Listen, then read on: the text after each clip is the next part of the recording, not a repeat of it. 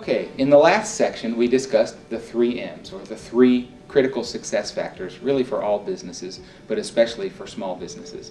The first of those 3 critical success factors was management. So in this section I want to talk a little bit more about what I mean by management. Basically, you have to have the ability to manage the enterprise that you hope to own. Many startups are in this special subcategory of small businesses that we call technician entrepreneurs. A lot of times people are experienced at providing the service that they hope to provide with their small business. And the process of learning to manage a business probably doesn't include developing the technical knowledge to provide the service that you want to provide as a small business owner. But there's a big difference between working in the business and working on the business. In fact, a gentleman named Michael Gerber wrote a book called The E-Myth Revisited that is an absolutely iconic read, highly recommended for anybody who's considering starting any kind of a small business. And when I say The E-Myth Revisited, don't get confused here. I'm not talking about anything high-tech. I'm not talking about e-commerce or eBay or anything electronic, email, nothing like that. In fact, the first E-Myth book was written in 1992, I believe. I don't know about you, but I did not have much access to email in 1992. The E-Myth just stands for the entrepreneurial myth. And I think what Gerber is trying to get at is this myth that if I know how to provide a service, that I can necessarily run the business of providing that service. Now, let me give you a short example. A lot of you may enjoy cooking for your friends and family. I know I do, and every time I prepare a meal for the friends and family, they say, "Oh my gosh, Will, you're a great cook. You know what? You know a lot about small business. You ought to just start a restaurant one of these days. It'd be great." And I think about it, and I've thought about it quite a bit. I happen to know the difference between the activity of cooking for my friends and family and the business side of running a restaurant. Quite honestly, it seems like an awful lot of work to me, and I don't think I'm quite up to the task. If you're going to work in the business as a restaurateur, maybe you'll be spending a couple of days a week at the grill. Maybe you'll be serving your customers. Maybe you'll be washing dishes, providing labor and the necessary operational logistics of the restaurant business.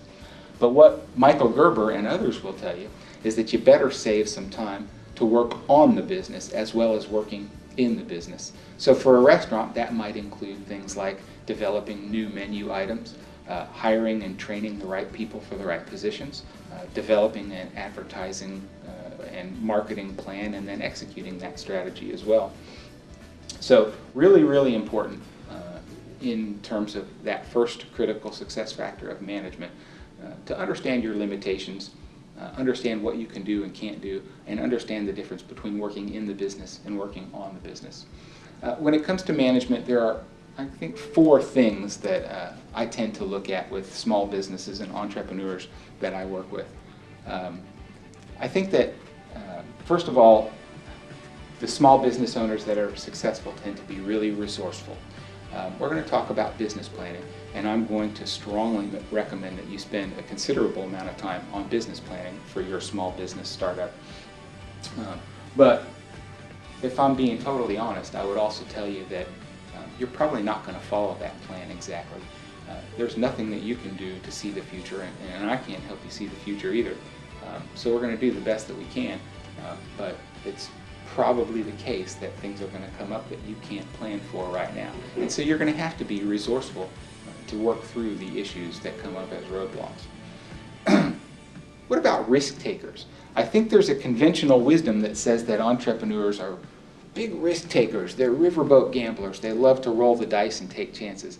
I do not think that's true. I think that successful entrepreneurs tend to understand the nature of risk, and they have, I think, some kind of an innate ability to do things that other people think of as risky that they think of as pretty sure bets. And I guess the reason that we look at them as successful entrepreneurs is because they turned out to be right.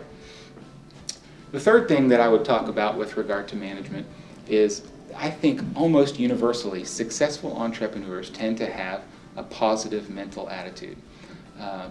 And you know, The reason that I say that is that there are a lot of steps that you have to take between now and the success of your small business startup venture. All you have to do is talk yourself out of one of those steps. All you have to do is say, you know, I just don't think I can find the right location, so I'm going to stop looking.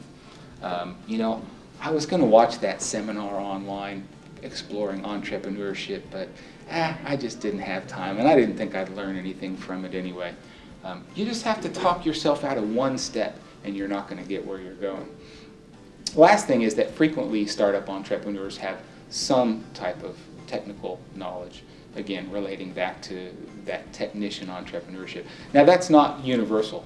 I think there are plenty of people who are successful in fields in which they don't have a lot of experience or information. It's pretty rare. A lot of the small business startups that we see that are successful are people that are managing some area of expertise that they already have. So that's a little bit about management. In the next step, we will discuss market.